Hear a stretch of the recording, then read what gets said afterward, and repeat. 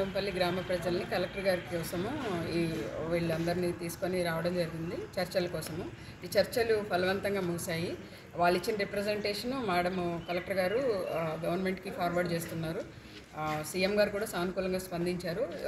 మన మినిస్టర్ గారు సీతక్క గారు కూడా ఈ విషయంలో దీని మీద సానుకూలంగా నిర్ణయం ఉంటుందని తెలియజేశారు. సో ఇంతటితో ఈ ఆందోళన ముగిసింది. సో ఎవరు కూడా ఏ రకమైన రూమర్స్ కూడా నమ్మొద్దు, ఎటువంటి రూమర్స్ నమ్మొద్దు, ఆందోళనకు గురి కావద్దు. సో కలెక్టర్ మేడం వాళ్ళు ఇచ్చిన రిప్రజెంటేషన్ తీసుకున్నారు, దాన్ని గవర్నమెంట్కి పంపిస్తారు. సో మన సీఎంఓకి ఇవన్నీ నివేదించి తగిన యాక్షన్ తీసుకోవడం జరుగుతుంది. Thank you. తరం జరిగిన తర్వాత ప్రభుత్వం స్పందించి మా కలెక్టర్ గారు చర్చలకు పిలవడం జరిగింది. ఈ చర్చల్లో భాగంగా మా ప్రతిపాదనలు ముందర పెట్టడం జరిగింది.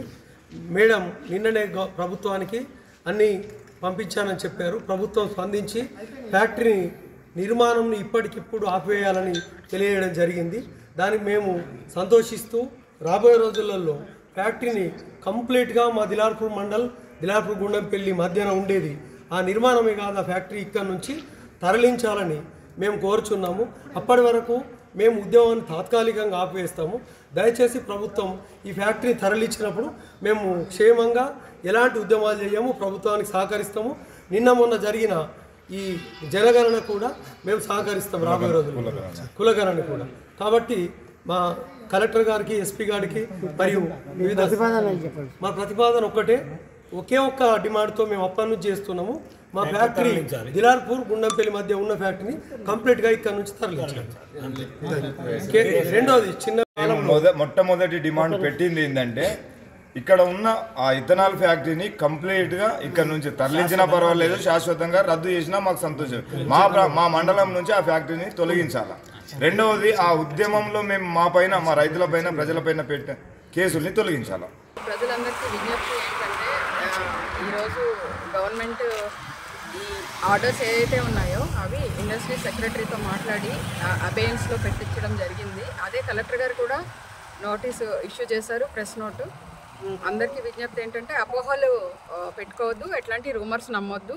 ఇది మళ్ళీ ఇప్పుడప్పుడే మీరు కోరినట్టుగానే కొన్ని రోజులు ఈ ఫ్యాక్టరీ పనులు నిలిపివేయబడతాయి. తర్వాత సెంట్రల్ గవర్నమెంట్కి వీళ్ళు స్టేట్ గవర్నమెంట్ ఏదైతే ఉందో వాళ్ళు రిపోర్ట్ పంపిస్తారు, తర్వాత యాక్షన్ తీసుకోవడం జరుగుతుంది. అంతేగాని ఇప్పుడు ఏ రకమైన రూమర్స్ నమ్మి ఏ రకమైన ఉద్రేకాలకి మీరు లోన్ కావద్దని తెలియజేస్తున్నాను. Thank you. ఇట్లా రూమర్స్ నమ్మి దాడులు చేయడము ఇట్లాంటివి చేస్తే చట్ట వ్యతిరేకంగా మళ్ళా ఇబ్బందులు పడవలసి వస్తుంది.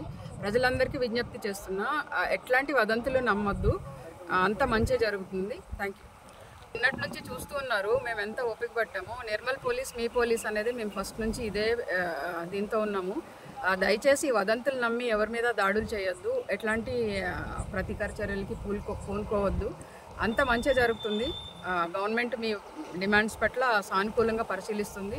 ప్రస్తుతానికైతే ఇది కలెక్టర్ గారు ప్రెస్ నోటు రిలీజ్ చేశారు, అబేయన్స్లో పెట్టారు ఆర్డర్స్ అనేసి.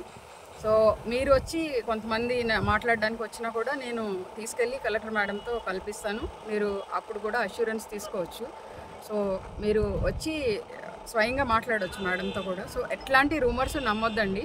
ఇది సెంట్రల్ గవర్నమెంట్ పర్మిషన్ ఇచ్చినా కూడా స్టేట్ గవర్నమెంట్ దీని అబేయన్స్లో పెట్టే అధికారం ఉంది. So state government industry secretary దీన్ని అబేయన్స్లో పెట్టారు. దయచేసి మీరు అందరూ అర్థం చేసుకోండి, ఎట్లాంటి ప్రతీకార చర్యలకి పూనుకోకండి, అసాంఘిక కార్యక్రమాలకి వెళ్ళొద్దు.